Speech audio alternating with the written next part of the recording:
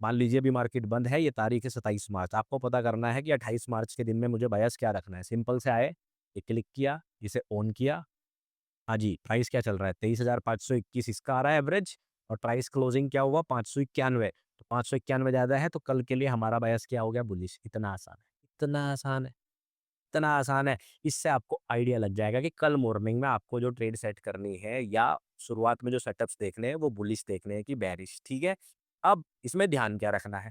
Bullish या bearish होने का मतलब क्या कल मार्केट गैप अप होगा, फट जाएगा, ये होगा, ये सब बिल्कुल नहीं है। इसका मतलब ये होता है कि प्राइस मोर लाइकली, ज़्यादातर संभावनाएँ हैं कि अगले दिन प्राइस पिछले दिन के हाई को टारगेट करने की कोशिश करेगा। यही आपका मेन ध्यान आपको रखना है कि अगले दिन प्राइस आपका, आप पहली ड्रॉ कर लेते हो प्रीवियस डे हाई, ठीक है? इसको टारगेट करने की कोशिश करेगा, और इसको टारगेट करने से पहले अगर आपको ट्रेड सेटअप बनता है, तो आपको ट्रेड लेनी है। देखते हैं, अब किसी-किसी दिन नहीं भी करेगा, मैं नहीं कह रहा हूँ ये हर रोज़ होगा, अधिकतर दिन होगा। तो अब मैं अगली कैंडल स्टिक करने वाला हूँ, मैंने ध्यान नहीं दिया मेरा ये काम करेगा कि नहीं करेगा, तो 8-10 कैंडल स्टिक को देखेंगे और फिर डिसाइड करेंगे कितनी बार काम किया, ठीक है?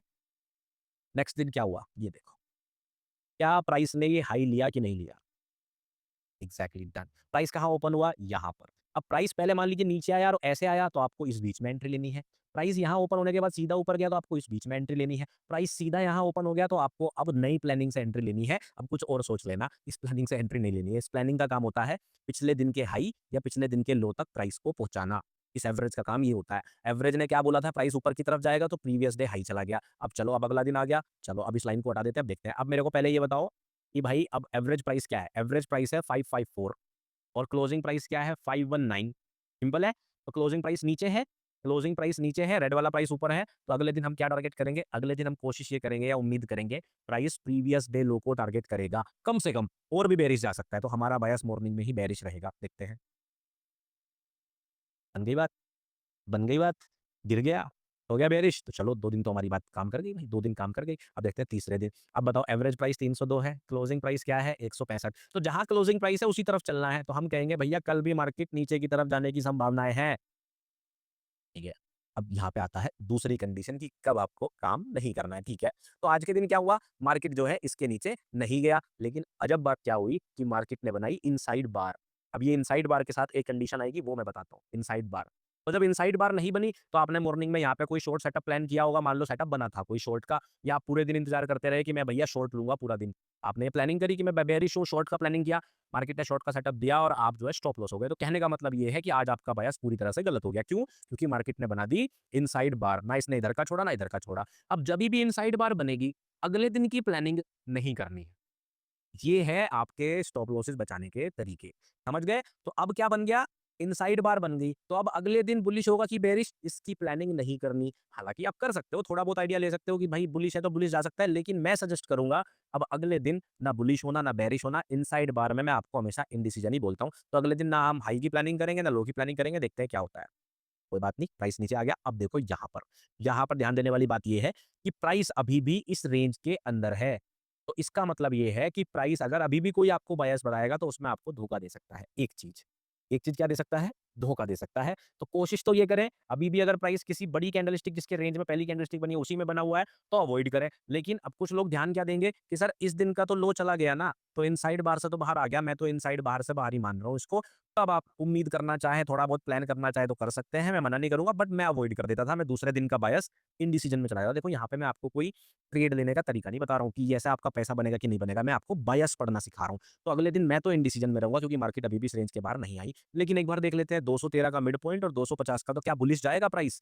क्या प्रीवियस डे हाई को लेगा? अब मैं तो अवॉइड करूँगा, क्योंकि मार्केट मेरे नियम को फॉलो नहीं करती है। और देखो, अगर आपने वो नियम फॉलो किया होता तो शायद आप बच जाते। अगर टारगेट हो जाता तो मैं बोल देता कि देखो टारगेट हो गया, पर मैं फिर भी वही बोलता कि भाई अवॉइड करना। कोई बात नहीं, मैंने 2 दिन ट्रेड नहीं करी। कौन से 2 दिन?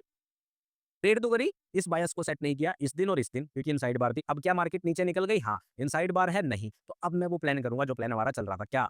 एवरेज प्राइस 41 का है, क्लोजिंग प्राइस 904 का है, तो अगले दिन मार्केट को नीचे की तरफ जाना चाहिए। अरे बाप रे! ज़्यादा ही कांड हो गया। मार्केट नीचे की तरफ चली गई। तो हमारा इस बार भी बायस सही रहा। इतना गिर गया। अब बताओ, तो एवरेज प्राइस क्या है? 979 है। क्लोजिंग प्राइस क्या है? ऊपर की तरफ है। तो अगला दिन क्या करना चाहिए मार्केट को? प्रीवियस डे हाई के ऊपर जाना चाहिए।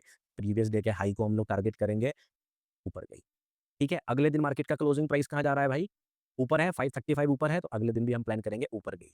आज नहीं बना, क्या हुआ मार्केट ने क्या बना दिया इनसाइड बार, तो क्या अगले दिन की प्लानिंग करेंगे? नहीं करेंगे, अगले दिन को हम अवॉइड कर देंगे, जो कर रहा है करने दो, हम कुछ नहीं करेंगे। बुलिश हुआ, चलो कोई बात नहीं, अब देखते हैं। एवरेज प्राइस 785, ऊपर का प्राइस 828, तो मार्केट अगले दिन प्रीवियस डे हाई को टारगेट करना चाहिए। कर दिया, हो गया बुलिश।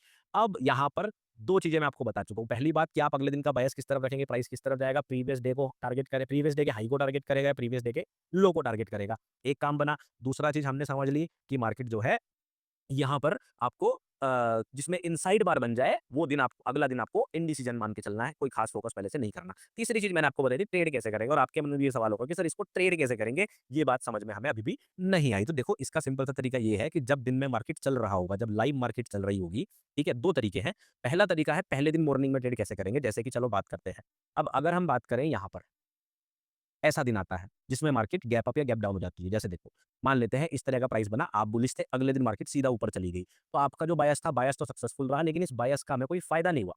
भाई इस बायस का फ़ायदा लंबे वक़्त तक बना सकते हो, है कि नहीं? तो मैं यूज़ करता था क्रेडिट स्प्रेड, ठीक है? क्रेडिट स्प्रेड की 23 700.95 plus 23736.50 plus 23451.70 and plus 23486.85 enter कर देंगे, इक्वल आ गया, डिवाइड बाय 4 और आप देखेंगे जो आपका प्राइस का आंसर आया 23,594, यही आपका एवरेज प्राइस। तो अगर आपके पास इंडिकेटर नहीं है, कभी परेशान मत होइए, हमारे पास हमारा कैलकुलेटर ज़िंदाबाद। गणित है, कुछ भी नहीं है, ट्रेडिंग सिर्फ नंबर है। तो अगर आपके पास वो है तो बहुत बढ़िया, नहीं तो बस ये आपको 1 मिनट के अंदर लगाना है, चारों का डिवाइड करना है और चेक कर लेना है। अगर आपके पास इंडिकेटर है तो आपको 10 सेकंड लगना है, 10 सेकंड ये पता करने में, कल मार्केट प्रीवियस डे लो की तरफ भागेगा कि प्रीवियस डे हाई की तरफ भागेगा। जो थोड़े से एडवांस हैं, थोड़े से जुझारू किस्म के ट्रेडर हैं, वो क्या कर सकते हैं, पहले दिन 3:25 पे देख लो मार्केट का क्या नज़र आ रहा है, क्लोजिंग प्राइस आगे दिखाई दे रहा है, अगर क्लोजिंग प्राइस ऊपर दिखाई दे रहा है एवरेज प्राइस से, बाई की ट्रेड देख लो और क्लोजिंग प्राइस नीचे की तरफ दिख रहा है तो सेल की ट्रेड देख लो। लेकिन एक चीज़ मैं आपको यहाँ पे डिस्क्लेमर देना चाहूँगा, ये पूरी स्ट्रैटेजी मैंने जो है यूज़ की है, मैंने इसमें स्टॉप लॉस भी खाए हैं, टारगेट भी खाए हैं, दोनों खाए हैं। लेकिन आप लोग स्वविवेक से फैसला लीजिएगा। कोई भी स्ट्रैटेजी जब मैं आपको सिखाता हूँ, कोई भी तरीका मैं आपको सिखाता हूँ, कोई भी कांसेप्ट सिखाता हूँ, वो मेरे लिए बैक टेस्टेड होता है, लेकिन आपको अपना बैक टेस्ट करना है। लाइव प्राइस पर बैक टेस्ट करना है, मैं आपको लाइव प्राइस पर बैक टेस्ट करके नहीं दिखा सकता due to the SEBI regulation. तो आप लोग जाइए, चेक कीजिए, 100, 200, 300 दिन का डेटा निकालिए, ये कितनी बार काम करता है। अगर आपको लगता है कि जितनी बार काम कर रहा है, उससे आपको अच्छे रिज़ल्ट मिल रहे हैं, तो आप अपना बायस इस तरह से सेट कीजिए। अगर आपको लगता है आपको अच्छे रिज़ल्ट नहीं मिल रहे हैं, तो आप अपने बायस को इस तरह से सेट मत कीजिए। It's as simple as that. बाकी ध्यान रखिए, investment in securities markets are always